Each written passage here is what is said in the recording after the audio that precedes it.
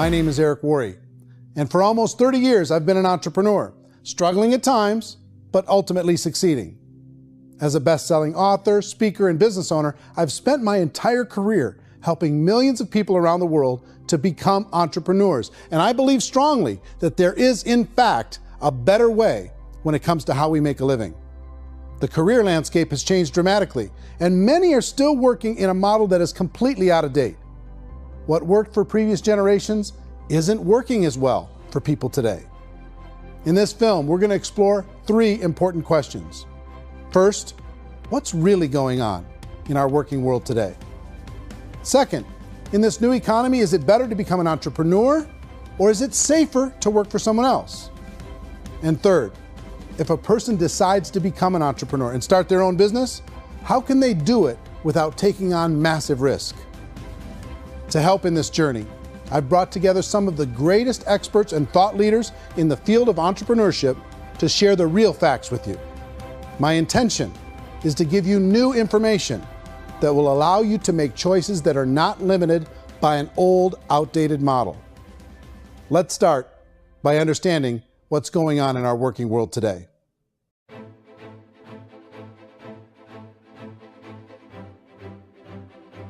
Let's look at unemployment. 30–40% of the people are honestly not working, but would be working. What our government does is if you haven't found a job in 6 months, we don't call you unemployed. We pretend you dropped out of the labor force. I've often said that unemployment, particularly structural unemployment, that's unemployment due to technological changes, is the first sign of economic growth. Think of it, 10 people live on an island. They go out every day and fish. One day, new technology shows up. A missionary brings them a net. Now, using the net, one pilots the boat, one throws the net. 2 fishermen can do all the work 10 used to. That's a 500% increase in productivity, 2 doing the work of 10, in one day. You don't have to learn a lot to learn how to throw a net instead of throw a fishing line. The island's got a big problem, 80% unemployment. But the island still has all the wealth of the fish because the 2 people produce as much fish as 10 did. Now, of course, looking back in history, these changes used to take thousands of years. And during that time, we went into farming and transportation. Some of us became doctors and some teachers and lawyers, and we developed all these new professions and new manufacturing jobs. Today, these changes are occurring literally in one day when a new technological advance occurs, and we don't have the social structures to deal with it or to retrain the unemployed people. So one of the things that I think is interesting as I travel across the country and really travel around the world is the way that we work and the way we get paid for work is changing pretty dramatically. On a global basis, everything is being turned upside down because of the rapidly advancing technologies. They are eliminating many jobs, and we have been left with many people not prepared for the jobs that exist. A lot of demand in public companies was to squeeze out all the fat and to get just as much margin as we possibly could, and fat equals humans. So this idea of job security in information age is so obsolete, but it's still taught inside our school system, and that's where the problem starts. There's no financial education in the school system, and people are still trained to be employees who work for that paycheck. This is a chart on the middle class. What's happening in the middle class, those that went to school, their incomes have been coming down for years. I feel sorry for the person who dreads going to work, who is sick to their stomach on Monday morning, who hates their alarm clock, who gets a little glimmer of hope on a Wednesday because it's hump day and says, thank God it's Friday. And they live for those 2 days a week where they get to be themselves and they don't have to be around people they don't like, and they don't have to play the political game in the office, and they don't have to live this half life. The person that works 50 weeks a year just to be able to have the 2 weeks for vacation. And you know what happens to most of them nowadays? They don't have a vacation. They have a staycation. They have time off of work, but they don't get to go where they want to go. I feel sorry for that group of people because there's a better way. They just don't know it. The basis for their life is worry. I'm worried you know, maybe I'll get fired. I'm worried maybe my company will go out of business. I'm worried I can't keep spinning the plates on paying the bills. I'm worried about how do I send my kids to college. I'm worried, what if the transmission of my car breaks? That's, you know, 2 or 3, I can't fix it. People live in a sea of worry, and it eats at them. It's time to look in the mirror and say, it's not the economy, it's my economy. It's my little world of where I am. I need to improve. I'm not going to wait for the economy to come back, because frankly, the economy is doing great in this country. The average household income in the United States is approximately $50,000 a year, what they call the middle class. To reach the top 25% of income earners, you need to earn at least $90,000 a year.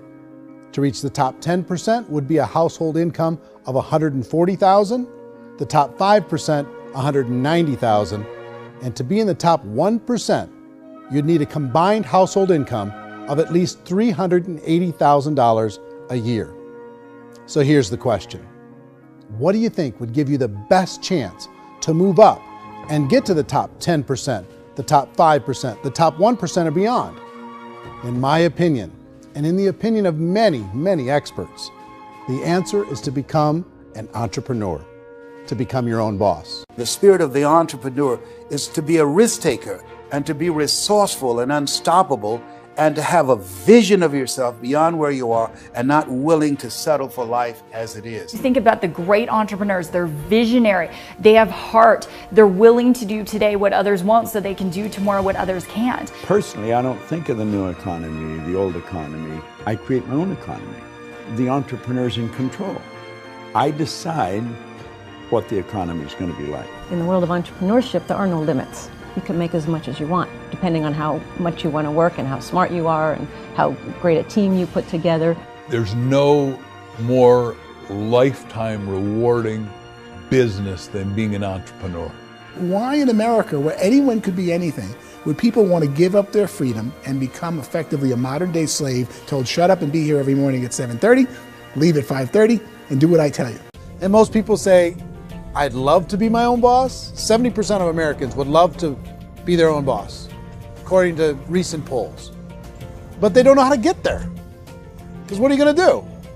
One, you could buy an existing business. If somebody's selling an existing business, you have to ask why. Usually because it's probably hard. It's probably not making as much money as they hope.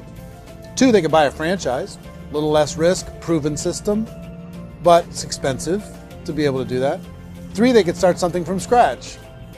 And that's where a lot of people feel like, I don't have the chops to do it. I don't have the money. I don't have the product idea. I don't have the expertise. I don't have whatever it's going to take to be able to get there. And I can't risk my family to do it. So fourth, they could become an investor. A lot of people in this town invest to try and figure out a way, but you got to be pretty smart with that game too, right? People that start their own business, they spend a lot of money, they spend a lot of time, a lot of effort to get things started. And the more you invest on the upfront, the harder you typically work at it.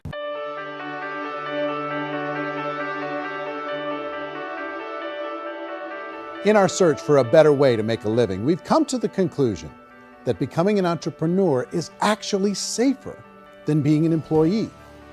And through our look at the entrepreneurial options, one particular path kept coming up from expert after expert. And I think most people will find it surprising because it's certainly a non-traditional business model. That model is for people to start their own business and become an entrepreneur through the creation of a network marketing business. Some people call it direct selling because the product is being sold directly from the manufacturer to the end consumer, cutting out the middlemen. Other people call it multi-level marketing, or MLM, because there are multiple levels of commissions paid. The most common term today is network marketing, because network marketing best describes using a large group of independent distributors, independent entrepreneurs, to move a product or service more efficiently. So my friend here, Donald Trump, and I, we always write about the network marketing industry. And the reason we support the network marketing industry is because it really is a business school for entrepreneurs. Because most people come out of school looking for a paycheck. Oh, that's terrible. I went to network marketing like that. I think If it didn't exist, we should invent it. It is that good. I think direct selling is a great way to do business today. It's very easy to get into that industry, and you can be self-employed, be in effect an entrepreneur. A traditional company will spend up to 50% of their total revenue on marketing. Network marketing companies use a different approach. Instead of having all that extensive marketing expense, they utilize a network of independent distributors to do the marketing for them. Now, why do they do this? First, because word-of-mouth advertising is so much more effective today than traditional media advertising. Second, some products need to be explained or demonstrated, and an independent salesperson can do that more effectively than an ad campaign. Third, it's completely efficient. The company only pays for the marketing of their product if a sale happens and not before. Imagine if Amazon allowed you to become an independent distributor and paid out 40% of its revenue to that distributor group. All you had to do as a distributor was recommend a product, and if a person bought it on Amazon, Amazon would take care of all the logistics, and you'd get paid for bringing the customer. Now imagine you got paid for every purchase that customer made for the rest of their lives. Well, Amazon doesn't offer this option, but network marketing companies do. 85% of all buying decisions in our society are made as a result of word of mouth or reputation. We're recommending things to each other all the time.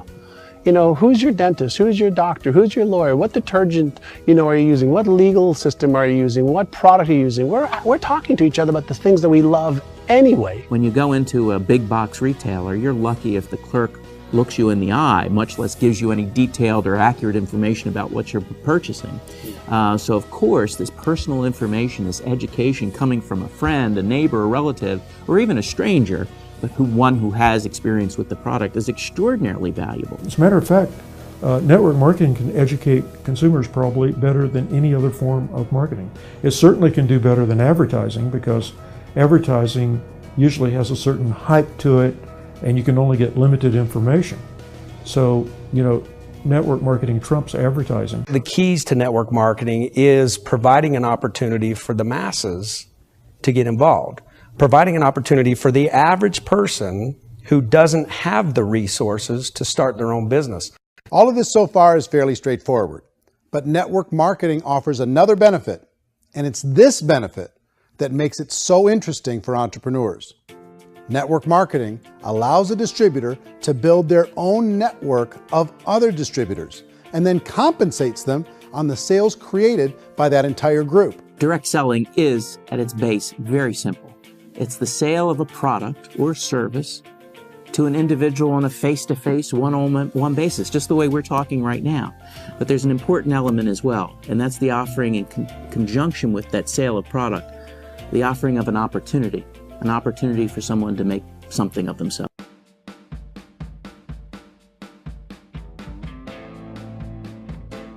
According to the Direct Selling Association, if you add up all the network marketing companies around the world, they combine to do over $178 billion a year in retail sales. To give you an idea of how big that really is, the NFL, the National Football League, does approximately $9 billion a year. The music industry does a little more than $16 billion a year, and the movie industry does about $80 billion a year. Using a conservative average, network marketing companies pay their distributors about 40% of that $178 billion in the form of commissions, which adds up to more than $71 billion a year. That's almost $6 billion a month. It's almost $200 million in commissions every single day. So it's certainly working, and people are making serious money in network marketing. With the growth of the direct selling industry over the last 10, 15, 20 years, we've seen a broader understanding of the channel. We have seen more and more people getting involved in the business, so our penetration in the marketplace has increased, and thus the understanding in the marketplace of who we are has increased. And we've seen non-direct selling companies look at the direct selling model and say, something's going on there. People are making money, companies are being profitable, individuals are being motivated, product is being delivered to market. Maybe we should explore this. Some people think only the people at the top make money. Well, let's take a look at that as well. In the network marketing profession, there are roughly 500 people in the world who earn over $1 million a year. If you round that number up to $2 million a year, that adds up to about $1 billion a year. That takes the $71 billion paid out each year down to $70 billion. So where does the rest of the money go? The vast majority goes to part-time people making anywhere from a few $100s a month to many thousands of dollars a month. It goes to people who choose to make it a full-time career move and earning even more than that. Every day, people are using the money they earn through network marketing to pay off debt, have more fun, and improve the quality of their lives. Everyone I know in network marketing has been doing that since the 50s. They go to work when they want to go to work. They stop working when they want to take time with their children to have a leisurely breakfast and discuss issues and driving to school. They go back to work when they get home, wherever they're working out of. The biggest thing that I've seen is people that have become much happier in their life. MLM has probably made more millionaires of more people in more countries, and I've spoken to them in 67 countries, than any other single form of business, starting from nothing. If they have a choice between working a job for the next 10 years or working a network marketing business for the next 10 years, the result of working the network marketing business will be better. How many people are involved? Approximately 16 million Americans and 96 million people around the world are currently participating in network marketing. And in a recent poll, 82% of those people report a good, very good, or excellent experience with network marketing. So people are happy.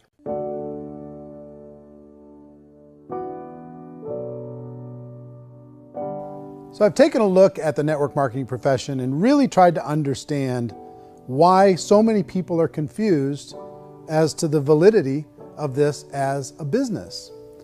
One is this pyramid shape.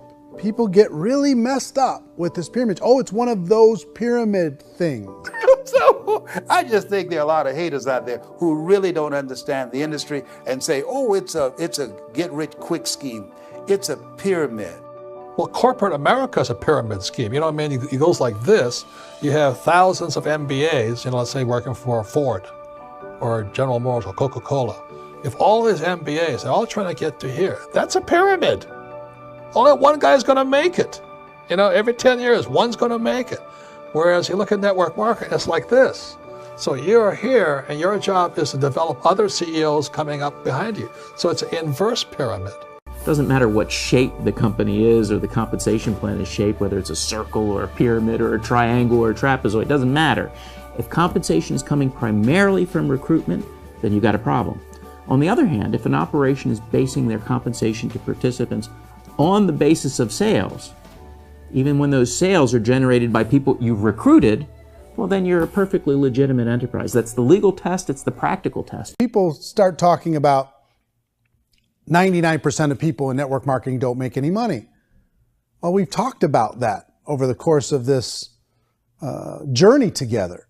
Almost $200 million a day is being paid out to network marketing distributors around the world. The naysayers, the people who say that it doesn't work, are usually the ones who just don't know how to make it work for themselves. And so they're giving you an opinion, and I tell people, don't confuse people's opinions with expertise, because opinions are free. And don't confuse sincerity with the truth, because people could be sincerely wrong. But here's the reality inside of network marketing. The vast majority of people that get involved in network marketing just become customers, and they get involved to be able to purchase product at a lower price. If you take Costco as an example, if a person goes into Costco and gets a membership to Costco so they can get a lower price on the product, we don't call that person a loser because they have a bunch of product that they walked out with a smile on their face. Yet when some people want to take a look at network marketing, they say, well, those people, they're just using the product and they aren't earning an income, so they must be a loser. They're not a loser, they're a happy customer. That's the vast majority of people that are involved in network marketing. Now, a smaller percentage of those people decide to go build a business. They earn $300 a month, $500 a month, $1,000, $2,000. That's the bulk of earnings in network marketing. And then there's the few that really decide to take it serious, really decide to build a large network, really work to make that network very, very productive. And those people make huge amounts of money and there's no cap.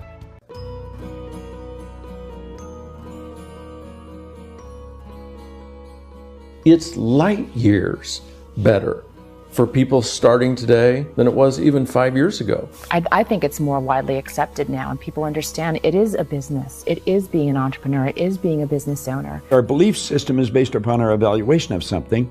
And frequently, if we reevaluate a situation, our belief about that situation will change. The industry has changed and it's grown up. It's totally transformed. You've got young people today that have grown up with social media, and they understand networks. They understand how people are connected through technology, and they understand how money flows through those networks. So when they see network marketing, they don't see it the way their parents saw it. It's like when they design a computer program, they design the program, then they run it, and then they go back through and they debug it. The MLM industry has been debugged. This is the day of being virtual, being able to run a business from your mobile phone. I mean, it's incredible. Companies are getting smarter. They're implementing more consumer protections. They're implementing more compliance training.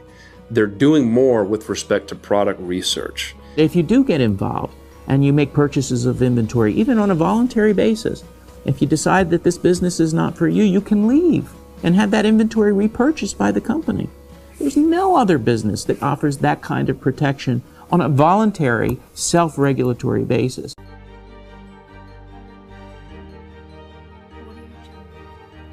Life's too short to spend it living someone else's dream instead of your own. It's too short to spend it living at a fraction of your potential. Can being an entrepreneur be a challenge at times? Sure. But here's what you get in exchange. It can be yours. Something that you built, something that you created, something that you made happen. This balloon represents your dream. It represents entrepreneurship. My wish for all of you is that you would reach out and grab it. The choice is up to you.